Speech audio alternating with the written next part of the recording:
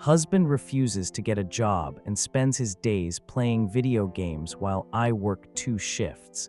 But when I asked him to do the dishes, he threw a plate at me and said I was emasculating him by being the provider. I've been with my husband, Owen, for about 8 years now. We met back in college when we were both working part-time at a local hardware store during the summers. I was working the register and he was back in the lumber yard.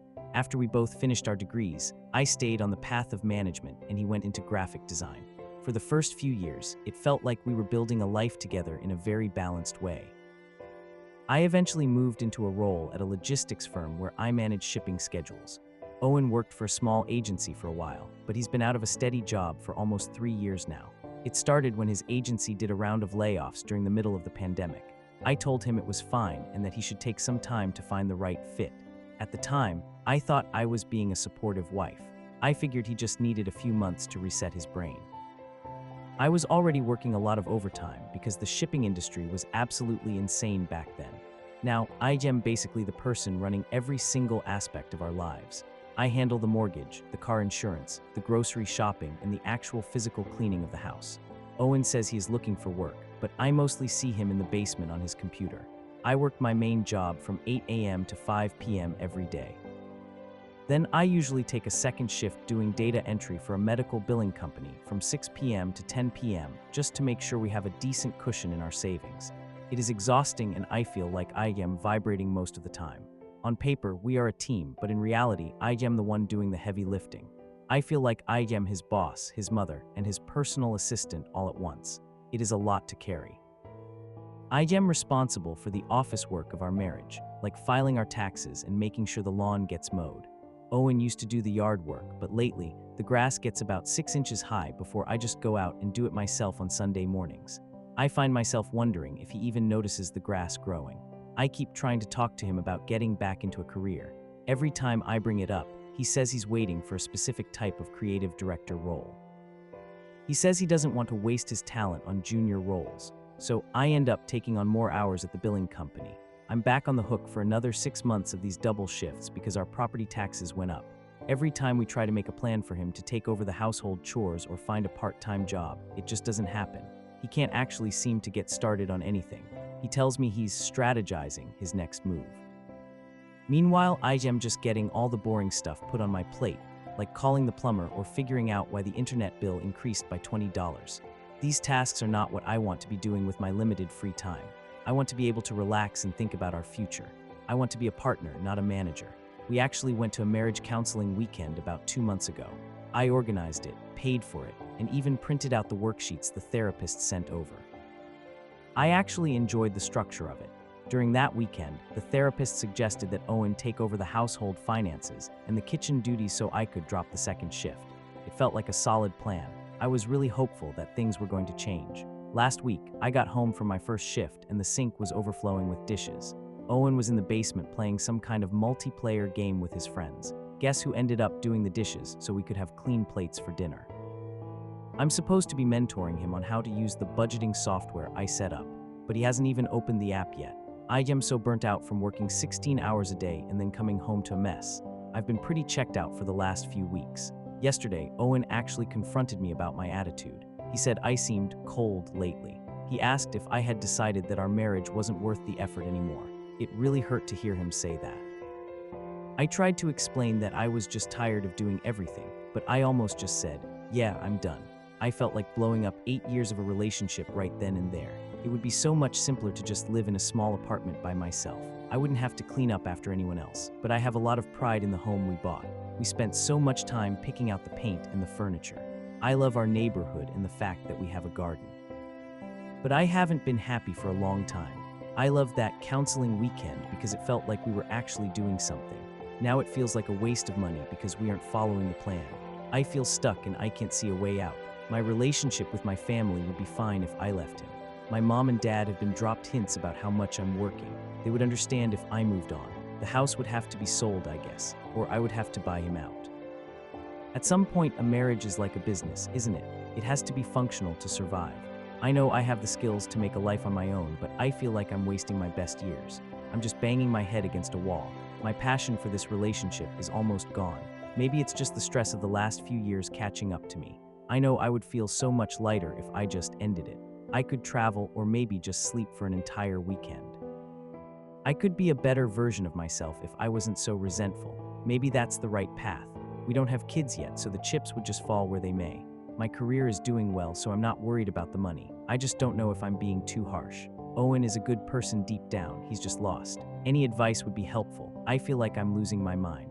Update 1, a lot has changed since I last posted, and also a lot has stayed exactly the same. I am still with Owen, and I think I might be staying for a long time. 2 things really stood out to me after I read the initial responses to my post. The first was that I didn't really talk about what I actually like about Owen. A few people called me out on that, so I sat down and really thought about it. On the days when things are good, I love him because he makes me laugh harder than anyone else. He is very kind to my parents, and he always remembers small details about my friends' lives. I also love our life together because we've built something real. We have a routine that, when it works, feels very safe. He's the person I want to tell my secrets to. The other day, I was having a really bad day at work. Owen actually stopped what he was doing and just listened to me vent for an hour. He didn't try to fix it, he just let me be mad. He told me he was proud of how hard I work. He said he knew he wasn't doing enough and that he wanted to be the man I deserve. That felt really good to hear. Then last night, we went for a walk around the neighborhood. We saw the park where we had our first picnic after moving here. It made me realize how much history we have. I really do respect Owen's talent as an artist. I didn't make that clear in my first post. After I thought about the good stuff, the bad stuff didn't feel quite as heavy for a few days. I also have to thank the people who gave me advice about my own behavior. Some of you were pretty blunt about how I treat him.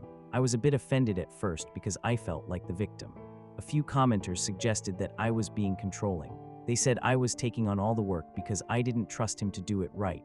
I found myself getting defensive about that, but then I had a long talk with my mother. She told me that I've always been someone who takes charge. She said that sometimes I don't give people the space to fail. Ultimately, those comments made me realize I was doing a lot of this to myself. I was the one volunteering to do the extra shifts. I was the one who jumped in to do the dishes the second I saw them in the sink. I had to ask myself if I was reinforcing a dynamic where he feels useless. Maybe I am the one making him feel like he doesn't need to contribute. I just kept taking it on because it was faster than waiting for him. Maybe it was just a habit I picked up from my dad.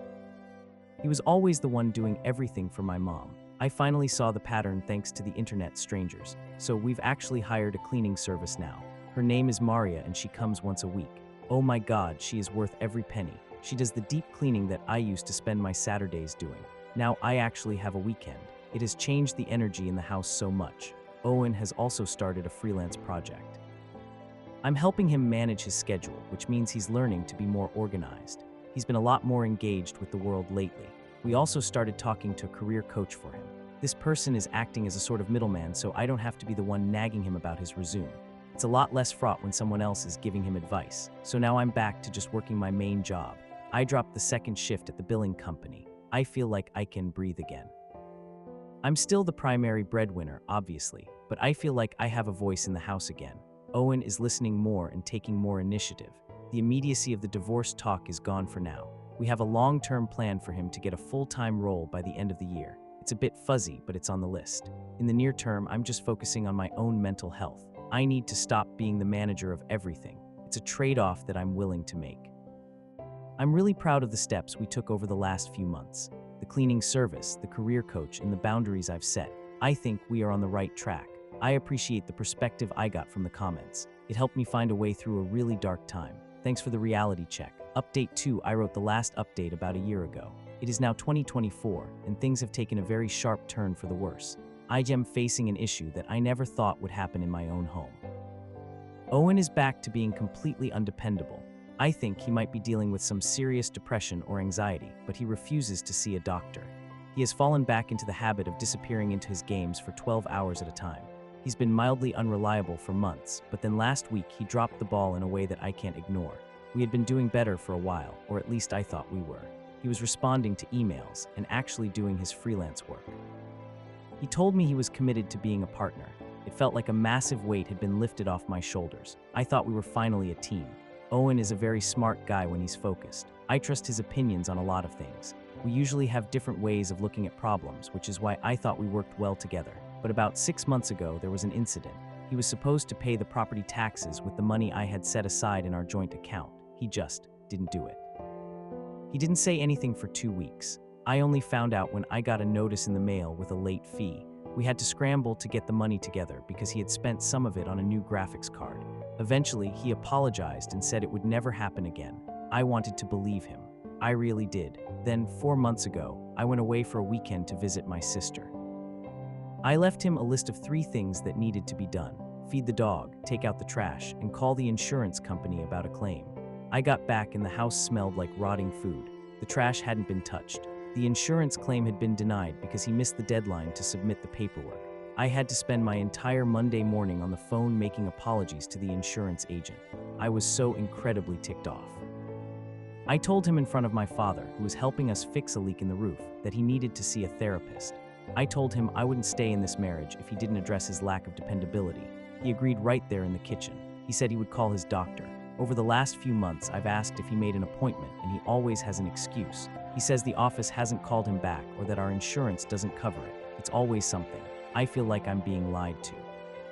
Over the last month, he's gotten really shaky again. He's less and less responsive when I talk to him. He just stares at his phone or the TV. Then 2 days ago, I found out he was planning to go on a 3-day camping trip with his friends. He never told me about it. I found out from his mother when she called to ask if I had packed his heavy jacket. I was stunned. We have a major repair scheduled for the plumbing tomorrow that requires someone to be home. He knew about this for weeks. He just decided to leave me to deal with it alone. He gave me 0 notice. He just expected me to figure it out. Meanwhile, I discovered that he hasn't been doing his freelance work at all. He's been ignoring emails from his clients for 3 weeks. One of them actually found my LinkedIn and messaged me asking if Owen was okay. How am I supposed to deal with this? I know I don't want to live like this anymore. I said that months ago, and I meant it. I set a boundary and he walked right over it. It is time for me to do something. I just don't know what the next step is. My dad sees all of this and he is completely fed up. He has been helping us out with house repairs for years. He told me yesterday that he thinks I should just change the locks. My dad is a bit of a hothead though. He wants me to kick Owen out immediately. I don't know if I can do that. Owen has good qualities and he is my husband, but what am I supposed to do? Do I give him a performance improvement plan for our marriage? Do I tell him he has to move into the guest room? Is it too late for that? I feel like the ship sailed a long time ago. Part of what makes this so hard is that I still love him. He's clearly falling apart. He has a lot of baggage from his childhood that he hasn't dealt with. His mother was an alcoholic, and his parents had a really nasty divorce. I know that created a lot of issues for him regarding shame and confrontation. I've worked through my own stuff in therapy, so I have empathy for him, but I can't set myself on fire to keep him warm. The relationship is being destroyed by my own anger. I am so frustrated that I can barely look at him. I could probably work with him if he just talked to me, if he had just said he was overwhelmed or that he needed a break, but he won't. We've been asking him to just communicate for years. Nothing ever changes. It got better for a few months and then it went right back to this. I've been reading a lot of stories about people in family businesses or partnerships that hit these walls. It feels so similar to my life. The hit to my morale is huge. I know things need to change. I know it's going to be painful. I just need a plan. He gets back from his camping trip in 2 days. I need to know what I'm going to say. I can't just let him walk back in like nothing happened. Update 3, June 17th, 2025. I am writing this from a much different place than I was a year ago. The news is mostly positive, but the road here was incredibly difficult. It was probably the hardest year of my life. When I last posted, Owen had just gone on that camping trip without telling me. It was the final straw. A lot of people in the comments said he was just an entitled jerk who wanted a free ride, but that wasn't really the whole story. We are just a normal couple trying to survive. Owen wasn't out spending thousands of dollars on Ferraris or anything. He was just a man who was completely buckling under the pressure of life. He felt like he couldn't live up to my expectations or his own. He was being pulled between his mother's demands and my needs as his wife. He couldn't meet either of them. He didn't know how to talk about the fact that he was failing, so he just froze. Then you add in the fact that I am a very successful woman who is basically his boss at home. It was a recipe for disaster. He was stalling out because he was terrified of conflict. This is the thing about marriage that people don't tell you. You can't just separate the roles. You aren't just a wife or a roommate. You are everything at once. You are a lover and a bill payer and a cleaner and a friend. You are one person trying to manage all those layers. There is no way to keep your history from impacting your present. His childhood trauma was sitting at the dinner table with us every single night. My own need for control was right there next to it. When things are good, that complexity is beautiful. But when it's hard, it is overwhelming. It is everything that is difficult about being a human being combined into one house. So I had to make a very hard choice. I decided that I had to do what was best for me and the life I wanted to lead. I had to be okay with the possibility of losing him. When Owen got back from that camping trip, I didn't let him just sit on the couch. I had his bags packed in the hallway. I told him he was fired from being my partner for a while. I told him he had to go live with his brother for at least 3 months. I told him that if he wanted to come back, he had to prove he could be an entry-level husband again. He couldn't have any say in our finances or the house. Owen is actually a very hard worker when he's doing physical labor. I told him that if he wanted to contribute, he had to get a job, any job, that required him to show up at a specific time. I didn't care if it was at a grocery store or a warehouse. I essentially demoted him in our relationship. I told him I loved him as a person, but I couldn't be in a business with him anymore. I told him I would help him pay for a therapist, but I wouldn't pay for his video games. He wasn't even mad at me, he just looked defeated. He knew he had let me down for the 100th time. He left the house that day crying. He felt horrible about the whole situation. It was a very sad day for both of us. It took him about 8 weeks of living in his brother's spare room to finally wake up. He had to be honest with his family about why he was there. He couldn't hide behind me anymore. He finally started seeing a therapist, actually, the one I recommended. He is starting to deal with the stuff from his childhood. He's finally talking about the shame he felt for being unemployed. Eventually, we started talking again. He did get a job working at a local landscaping company. Now, day to day, he is just a guy out there mowing lawns and planting trees. He is exhausted when he gets home, but he is much happier. He doesn't have the executive stress of trying to find a high-level design job. He just shows up, does the work, and comes home. He is on a probationary period at our house. He moved back in about a month ago, but he lives in the basement for now. He pays me a set amount for rent and groceries every Friday. It is a weird setup, I know. It's not a traditional marriage right now, but he is doing his chores without being asked. He isn't constantly worried about dropping the ball because the ball is much smaller now. He has clear expectations and he's meeting them. He seems more like the man I met at the hardware store all those years ago, and I am much happier too. I don't feel like I'm managing a failing company. I'm just living my life and he's a part of it again. We have a long way to go, but the plate throwing and the disappearing acts are over. He knows the boundary now, and I know I'm strong enough to enforce it. The comments on my last post were a bit of a mixed bag. Some people told me I was being way too soft on him. They said that demoting my husband was the most pathetic thing they'd ever heard. They told me I should have just divorced him and found someone who already has his life together. And honestly, on my bad days, I think they might be right. It would be a lot easier to just start over with someone who doesn't have all this baggage. But then I think about the fact that I'm not perfect either. I have my own issues with control and being a manager in my personal life. If I just left, I'd probably just bring those same patterns into the next relationship. At least with Owen, we are being honest about the mess. We aren't pretending to be a perfect couple on Instagram. We are just two people trying to figure out how to live in the same house without making each other miserable. Other people asked why I didn't just give him an ultimatum earlier. Looking back, I think I was scared. I was scared of being alone, and I was scared of being the bad guy. I didn't want to be the person who kicked her husband out when he was depressed, but I realize now that by not doing that, I was actually making his depression worse. I was giving him a place to hide from the world. Now that he has to show up for work at 7 a.m. every day, he doesn't have time to fall into a hole. He has to be a functional human being. It turns out that having a low-level job was exactly what his brain needed. I'm still the one who handles the big stuff, like the mortgage and the long-term planning. I'm okay with that for now. I'd rather do it myself and know it's done than wait for someone who isn't ready. Owen is still an owner of our life in the sense that we are legally married, but the executive decisions are mine for the foreseeable future. We meet once a week on Sunday nights to go over the schedule and the budget. It's very formal, almost like a business meeting. We sit at the dining room table with our laptops. It feels a bit cold, but it works. There's no room for I forgot or I didn't know anymore. It's all right there on the spreadsheet. If he misses a payment or a chore, there is a clear consequence. He's back on the executive team of our household, I guess you could say, but he's not the CEO. I am. It's a little weird, but it's our version of a family business. And for the first time in 3 years, I don't feel like the business is going bankrupt. I feel like we might actually make it. I think the biggest lesson I learned is that you can love someone and still tell them no.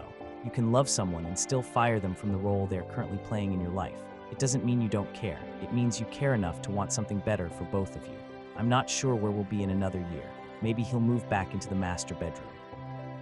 Maybe he'll get a design job again, but for now, this is enough. I'm not working 2 shifts anymore. I'm not cleaning up after a ghost. I have a partner who is trying, even if he's starting from the bottom. And that's a lot more than I had a year ago. I'm just taking it one day at a time.